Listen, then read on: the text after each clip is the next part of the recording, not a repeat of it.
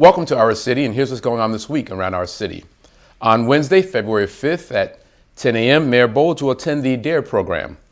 This event will take place at School 26, located on Westminster Avenue.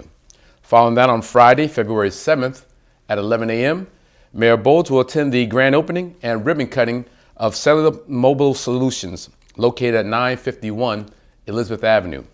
On Saturday, February 8th at 1 p.m., Mayor Bowles will attend the unveiling of a trophy display cased by the citizens going forward at the Mickey Walker Center located on Anna Street here in Elizabeth. If you need more information concerning these events or any other this week, please call the Public Information Office at 908-820-4124.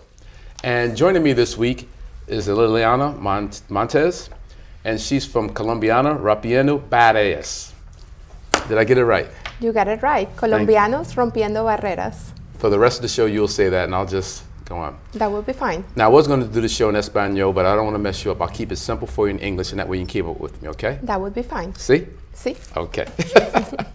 So, before we begin, just tell the people a little bit about yourself, please.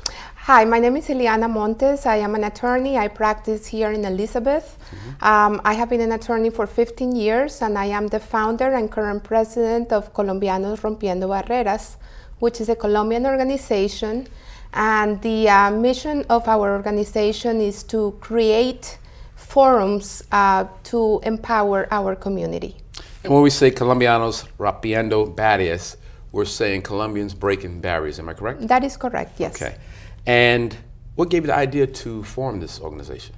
The idea came about in 2003. I was working for the administration in Trenton back then, and I realized the importance of having more representation within the Hispanic community, and more specifically the Colombian community.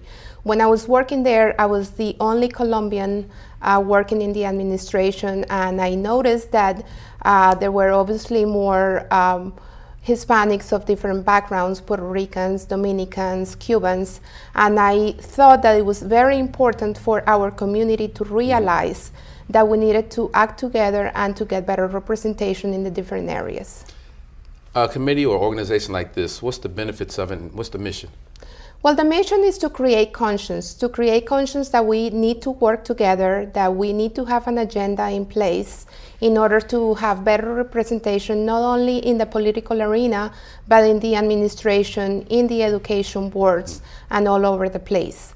And I think that the organization has proven that little by little we are achieving our mission.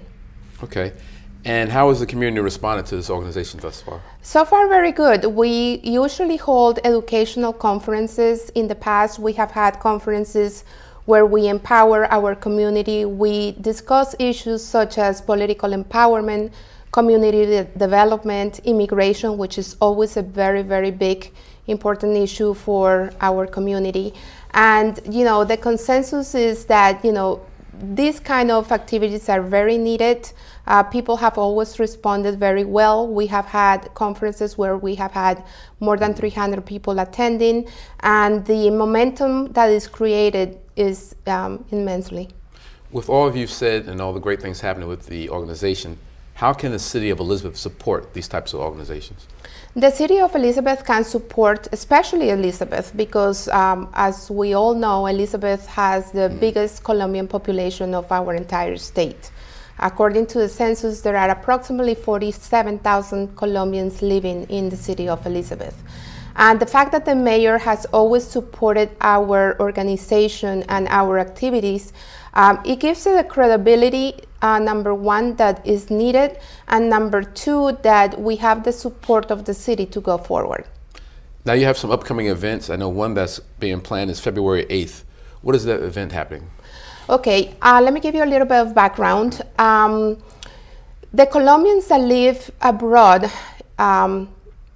specifically everywhere in the United States and even Europe, across the world, we have the opportunity to elect two officials to run for the Congress in Colombia, and we can vote for them here. And the forum is going to give the opportunity to the community to meet those candidates. Right now, there are 30 candidates across the world, and there are going to be 10 candidates coming. This is a unique opportunity for the community to get to know them, to get to know their agenda, to ask them questions, to express the most needed issues that need to be addressed. And this is the only opportunity that is given to the community. So it is very important to the community to respond and to attend. Okay. We're going to take a brief pause, and we're going to come back and ask you some more questions about Colombianos, Rompiendo's badass. Thank you very much. All right. We'll be back with another portion of our city after these words. Thank you. Welcome back to our city, and I'm joined today by Liliana Montes. Question for you as we continue on with our discussion. The election's coming up. How does a person running for office get the word out to the community about, as far as commercials, their lawn signs? How is the word getting out to the community? Well, each candidate is doing their campaign, Right. and obviously because it's a worldwide campaign, they're utilizing social media a Okay. lot. So they have Twitters, they have Facebook, they use massive emails. But Colombianos Rompiendo Barreras, being a non-partisan organization, and as I mentioned before, because one of our mission is to create conscience and educate the community, what we are doing in our website is posting the plan of action of each candidate. Okay. So if the community would like to know a little bit about each candidate, they can visit our website, which once again Right. is www.colombianosrompiendobarreras.com. Now, over the years, someone who may have been born and raised in Colombia, and there's a young person who was born and raised in the U.S., are you finding a difference in the connection or the involvement as far as the age difference there? Or? There is definitely a difference in involvement. The longer that the person lived in Colombia, the more active they are here. However, we do find that even the people that came very young, they feel very proud of our background and our culture. And one of the things that Colombiano Rompiendo Barreras is going to do in the very near future is to address that gap and to invite the youth to become more active, because after all, they are going to be the future of our community. So we're definitely going to plan that. And is there an age limit? What's the youngest a person can vote in this election? The youngest person has to be 18. Okay. And was there a date to register by, or is it too late, or you can walk up the day of? How does that work? There is a pre-registration. The people needed to be registered by December the 9th. That was the cutoff.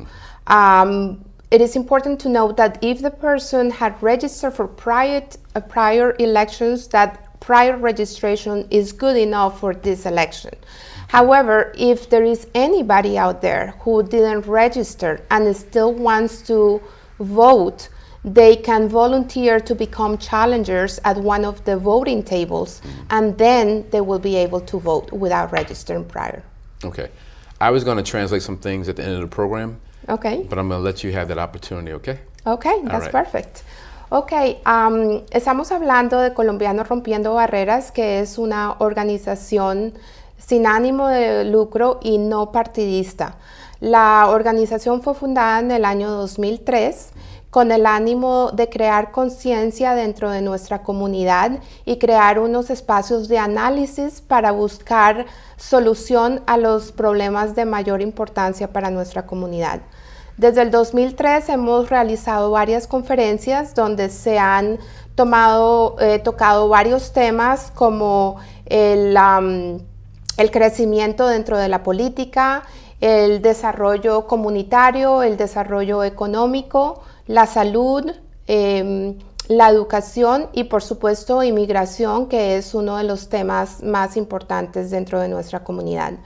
Este año tomo esta oportunidad para invitarlos a nuestro foro que vamos a tener el 8 de febrero en la Universidad de Seton Hall, en la Facultad de Derecho, localizada en One Newark Center, Newark, New Jersey. Es completamente gratis el evento y esa vez lo que vamos a hacer es que estamos invitando a los candidatos que se están lanzando a la Cámara para representar a los colombianos en el exterior para que la comunidad los conozca, para que la comunidad escuche cuáles son la planeación, la agenda de cada uno de ellos, y para que en su turno la comunidad pueda hacerles preguntas y también expresarles sus mayores preocupaciones. Es un evento que ya se ha realizado, se llevó a cabo la primera vez en el 2006. En el 2006 tuvimos 7 candidatos, esta vez vamos a tener 10 candidatos que vienen de diferentes partes del mundo. Vienen de España, Venezuela, Bélgica, Londres y Estados Unidos. Entonces los invitamos, es completamente gratis. Se pueden registrar en la página web de nosotros www.colombianosrompiendobarreras.com. Okay. And in English, if someone would like to have more information about this event and the date, time, and place? They can always call 973-493-0382. They can email us at colombianosrompiendobarreras@gmail.com, or they can visit our website www.colombianosrompiendobarreras.com. We have the entire agenda, we have the candidates' information, we have the instructions how to get to the law school, and more information about us. Thank you so much for coming out, especially in this type of weather. We really appreciate it, okay? Thank you. My pleasure is mine. All right. Wishing everyone a safe and wonderful week with this inclement weather we're having. Have a wonderful time, and we'll see you next time on Our City. Thank you.